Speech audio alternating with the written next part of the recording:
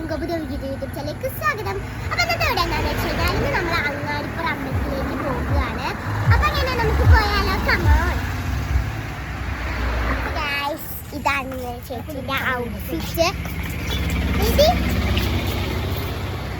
ഞങ്ങൾ എന്താ പറയുക, 3 പേര് മാത്രമേ ഉള്ളൂ കേട്ടോ ഗൈസ്. അപ്പോൾ ഗൈസ്, ഇപ്പോൾ നമ്മൾ ശ്രീരാമക്ഷേത്രത്തിലേക്ക് നടന്നുകൊണ്ടിരിക്കുകയാണ് കേട്ടോ ഗൈസ്.